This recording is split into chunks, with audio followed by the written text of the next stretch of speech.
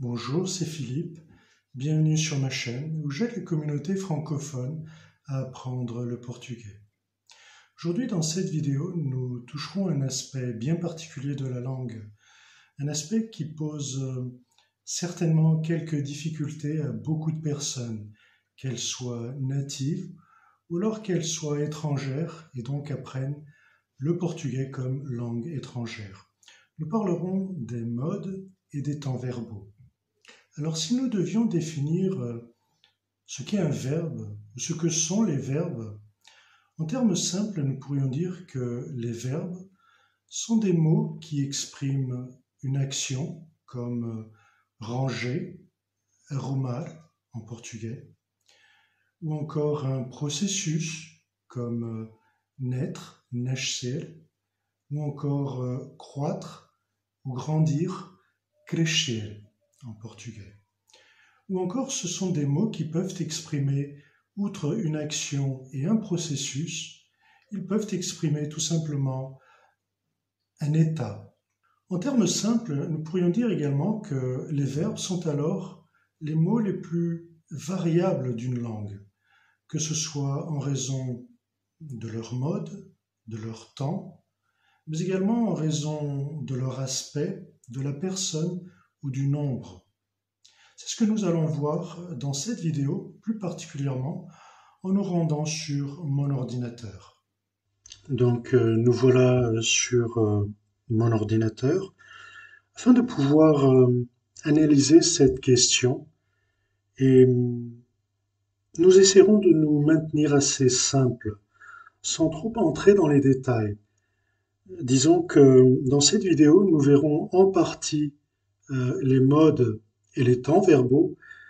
Et dans une prochaine vidéo, dans une troisième, puisque je diviserai ce thème des temps verbaux et des modes en deux vidéos, puis peut-être une troisième où, où j'aborderai le sujet de la conjugaison. Donc, un aspect un peu plus poussé, essayant de maintenir cette vidéo assez simple afin que vous puissiez saisir le sujet de la vidéo et puissiez donc l'appliquer par la suite. Donc, que pouvons-nous dire alors à propos des temps verbaux?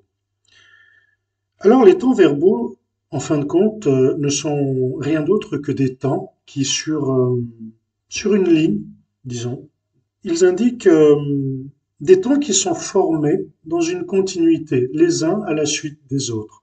Donc, tout comme en français, en portugais, il y a trois sortes de temps, à savoir le passé, lorsque l'on parle de quelque chose qui est antérieur au moment où l'on parle, le présent, donc qui décrit quelque chose au moment où l'on parle, et le futur, bien évidemment, lorsque l'on parle de quelque chose qui est postérieur ou qui viendra après le moment où l'on parle. Donc, je vous ai fait un petit tableau qui vous montre en quelque sorte, et nous nous consacrerons essentiellement dans cette vidéo au mode de l'indicatif. Donc nous resterons assez simples, rien d'assez poussé afin de ne pas perdre le nord et pouvoir bien comprendre ce sujet puisqu'il s'agit d'un sujet dans une langue étrangère, avec quelques similitudes en français, mais bien évidemment avec certaines différences. Donc, comme vous pouvez le voir dans ce tableau, je vous ai mis dans une colonne le mode de l'indicatif et les temps existants en portugais, et puis un exemple ayant pris le verbe, un verbe simple, travailler, trabalhar, à l'infinitif en portugais. Donc, au mode de l'indicatif, vous avez plusieurs temps qui sont. Et nous pourrons commencer par le passé, donc. Et en portugais, le passé est connu comme pretérito. Et dans ce temps, pretérito, vous avez o pretérito imperfeito, qui correspond en quelque sorte à l'imparfait français. Si vous me permettez la comparaison, donc nous pourrions dire en quelque sorte ce temps, pretérito imperfeito, à son équivalence, pardon, avec l'imparfait français. Et en prenant l'exemple du verbe trabalhar, travailler, alors je n'ai mis qu'une seule personne, trabalhava, je travaillais. Puis vous avez comme deuxième temps, pour ainsi dire, vous avez le pretérito perfeito. Donc, outre le pretérito imperfeito, vous avez le pretérito perfeito. Et comme vous pouvez le voir sur mon ordinateur, ce temps se divise en quelque sorte en deux catégories. L'une qui est appelée, pour ainsi dire, est considérée comme simple, puis une autre catégorie dite composto, pretérito perfeito composto, ou en quelque sorte composé. Composé pourquoi? Bien, le simple, comme vous pouvez le voir, n'a trait qu'au verbe, tandis que la forme composée, le pretérito perfeito composto, cède d'un auxiliaire, d'un verbe auxiliaire, dans ce cas, tenho, verbe ter, avoir. Ter ou alors haver, avoir. Il peut s'agir ici, et c'est le cas, de verbes auxiliaires. Ce temps peut en quelque sorte être comparé au passé composé. Et ne vous fiez pas tant à l'expression simple comme un passé simple, puisque je serais assez tenté de vous dire que le passé simple, je ne dirais pas qu'il n'existe pas, mais d'ailleurs en français, le passé simple est plutôt un temps que l'on utilise euh, sous une forme littéraire, donc à l'écrit, mais lorsqu'il s'agit d'un temps plutôt parlé, utilisé à l'oral, on utilise bien évidemment le passé composé. Et en portugais, on retrouve cela aussi. Voilà pourquoi je vous dis, ne vous fiez pas tant à la traduction simple, simple, et composto, composé. Dans les deux cas, dites-vous que c'est un passé composé, mais avec deux formes. L'une avec un verbe auxiliaire, l'autre non. Voilà. Enfin, dernier temps pour ce qui est du pretérito, mais que perfeito, le plus que parfait en français. Et là, à nouveau, vous avez une forme simple du verbe, trabalhar, j'avais travaillé, et une forme composée, donc avec un auxiliaire, un verbe auxiliaire, tinha trabalhado. Et la traduction est la même. Puis nous passons maintenant au présent, presente. Et si nous devions conjuguer alors le verbe trabalhar à la première personne du singulier, nous dirions trabalho, je travaille. Enfin, dernier temps que nous considérerons pour ce qui est de l'indicatif, le futur, futuro. Et à nouveau, vous avez une forme en portugais dite simple, comme trabalharei, je travaillerai, puis une forme composée avec un verbe auxiliaire, terei, trabalhado. Et nous verrons en quelque sorte de quelle façon ces formes peuvent être appliquées, ce qu'elles indiquent, ce qu'elles expriment aussi. Donc pour ce qui est je vous ai mis les temps en portugais, mais je vous fais la traduction afin que vous puissiez vous situer, bien évidemment. Le présent de l'indicatif, presente do indicativo. C'est un temps qui situe l'action exprimée par le verbe au moment où l'on parle. Donc, on cherche à parler de quelque chose au moment où l'on parle. Bien évidemment, alors, on utilise le présent Un exemple, estou no trabalho. Donc c'est un verbe ou c'est un temps, pardon, qui situe l'action exprimée par le verbe au moment où l'on parle. Estou no trabalho, je suis au travail. Mais c'est un temps également, en portugais, qui a d'autres valeurs. Dans quel sens? Bien, dans le sens où il exprime également une action habituelle, par exemple, vejo o telejornal, je vois ou je regarde le journal télévisé. Donc c'est une habitude, c'est une action habituelle, et dans ce cas aussi, on utilise le présent. Mais ce temps peut exprimer également, le présent peut être utilisé pour exprimer le futur proche, un futur proche. En portugais, le présent peut être utilisé pour exprimer le futur proche. Amanhã vou au cinéma. Demain, je vais au cinéma. Donc on utilise d'ailleurs comme en français. Demain, je vais présent au cinéma, mais en parlant d'une action qui se situe dans un futur proche. Ce temps sert également pour indiquer des actions, des états permanents et intemporels, comme o outono antecede o inverno. Donc l'automne précède l'hiver. Mais on peut utiliser également ce temps dans des narrations pour leur conférer en quelque sorte une plus grande expression. Nesse momento, par exemple, nesse momento, o homem levanta-se e sai da sala. Donc la traduction serait à ce moment, l'homme se lève et sort de la salle. On pourrait être dans une salle durant une audience dans un tribunal, et à ce moment, il se lève et sort de la salle. Donc il se lève et part. Puis parlons maintenant du temps pretérito perfeito simples. Donc c'est une forme du passé composé, mais à sa forme simple.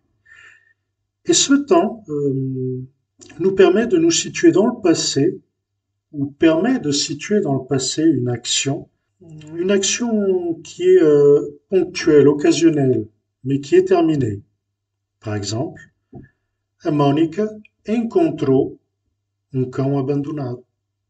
Donc, Monique a trouvé un chien abandonné. Donc, c'est une situation unique, une situation ponctuelle.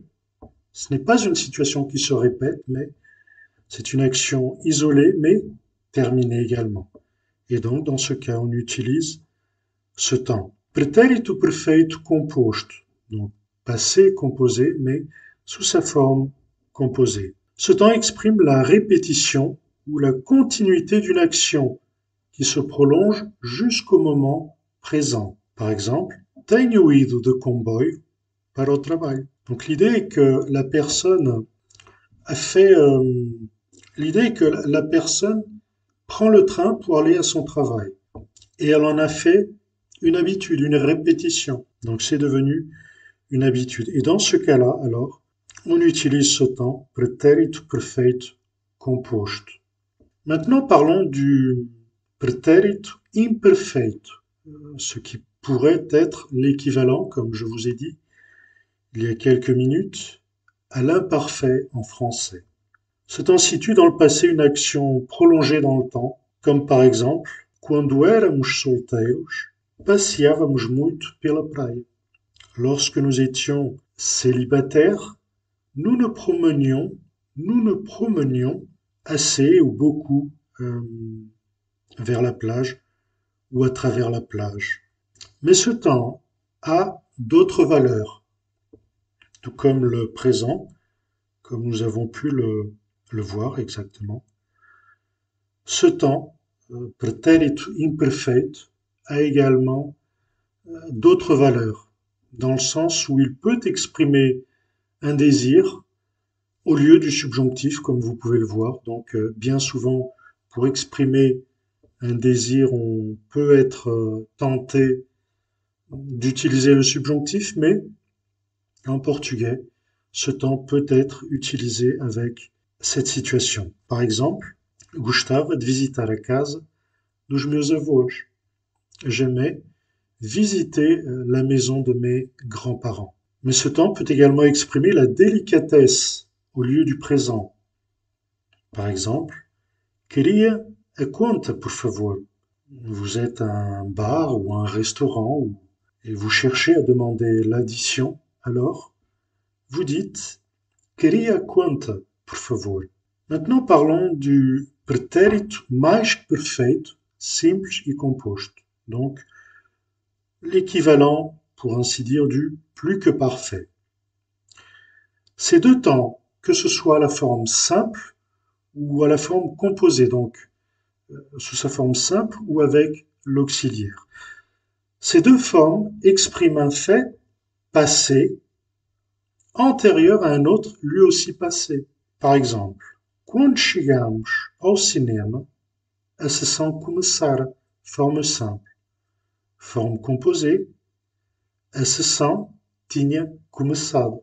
Donc, comme vous pouvez le voir un petit peu plus haut dans le tableau, vous avez ici mais que perfeito, forme simple. Le verbe est conjugué de cette façon. Plus tard, comme je vous l'ai dit, pour rendre la vidéo assez simple, pour ne pas en faire une vidéo assez poussée, assez confuse en raison de ces détails, j'ai préféré séparer la conjugaison des verbes pour une autre vidéo. Dans une autre vidéo, je vous expliquerai cela, rassurez-vous, probablement la troisième vidéo en rapport avec ce thème. Donc, sous sa forme simple, le verbe est conjugué de cette façon, puis avec l'auxiliaire au passé sous sa forme composée. Donc, quando chegamos ao cinema, lorsque nous sommes arrivés au cinéma, la séance avait commencé. Donc, forme simple, ce sera de cette façon, a sessão começara, sous sa forme composée, a sessão tinha começado. Parlons maintenant du futur. Futuro simples.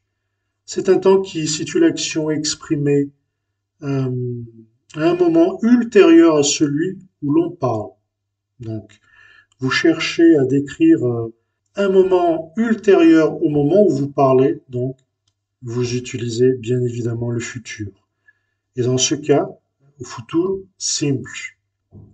Par exemple, no próximo mês, o Marcos e a Sofia mudam de casa. Donc le mois prochain, Marc et Sophie, je ne vais pas traduire de la façon suivante. Marc et Sophie changent de maison.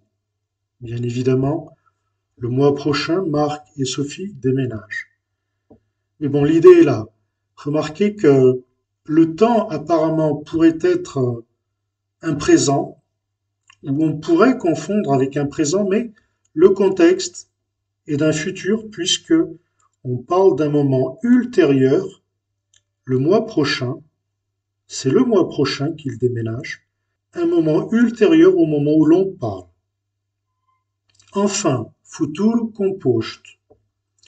C'est un temps qui indique une action future, mais antérieure à une autre action, elle-même déjà réalisée. Alors ça peut paraître un peu confus, peut-être un contresens, mais remarquez ou voyez l'exemple. Quando tu chegares a casa, eu já terei saído. Donc lorsque tu arriveras à la maison, je serai déjà sorti. Donc c'est un temps que l'on utilise pour indiquer une action future. Lorsque tu arriveras à la maison, quando tu chegares a casa, mais vous cherchez à parler d'une autre action, elle-même déjà réalisée. Eu já terei saído. Je serai déjà sorti. Donc, comme vous pouvez le voir, ça peut paraître un petit peu confus, mais rien de tel, rassurez-vous. Tout s'apprend, bien évidemment.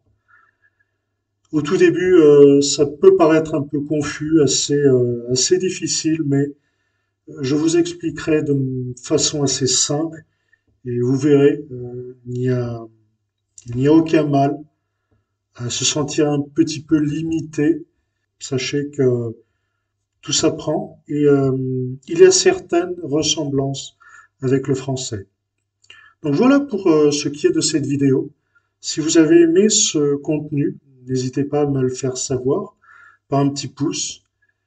Et si vous avez éventuellement des questions ou des observations, euh, certaines difficultés que vous aimeriez voir être abordées ou corrigées dans mes vidéos, faites-le moi savoir dans les commentaires afin de pouvoir vous aider dans vos besoins.